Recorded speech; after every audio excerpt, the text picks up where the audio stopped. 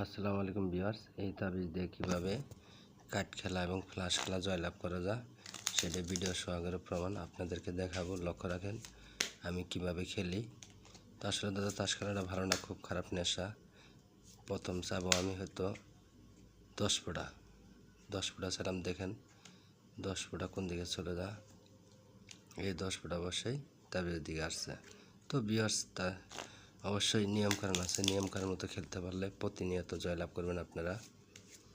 দেখেন এবার ছিলাম টেক্কা, দেখেন টেক্কাটা কোন দিকে চলে যা, এই যে টাকা আইসা পড়ছে, হয়তো প্রথম বাতিতে আইসা পড়ছে। যারা তাস খেলা ছাড়তে পারে না শুধু তাদের জন্য ভিডিওটা, লক্ষ্য রাখেন। এবার চাইলাম আমি হয়তো যাবো আপনার বিবি চাইলাম, লক্ষ্য রাখেন বিবিটা কোন দিকে চলে যা ভিউয়ার্স, এই যে বিবি অবশ্যই আইসে পড়ছে তাবিজের দিকে। তো যারা প্রবাসে থাকেন তারা বেশি খেলেন এগুলা, তো যারা প্রবাসে আছেন তাদেরকে দেওয়া যাবে, কোনো সমস্যা নাই।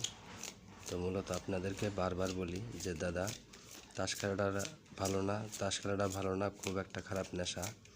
যারা ছাড়তে পারেন না এই খেলাটা শুধু তাদের জন্য আমার এই ভিডিওটা, লক্ষ্য রাখেন।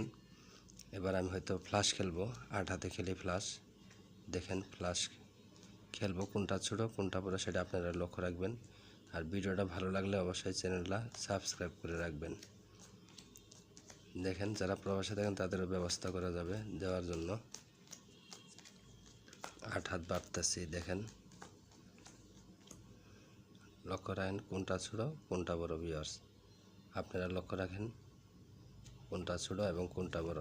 8 হাত, 10 হাত, 5 হাত, 4 হাত, যে হাতি খেলবেন না কেন অবশ্যই কাজ করবে, এই তাবিজে কাজ করবে, লক্ষ্য রাখেন। দেখেন অবশ্যই ভিডিওটা ভালো লাগলে চ্যানেলটা সাবস্ক্রাইব করে পাশে থাকবেন বন্ধুরা।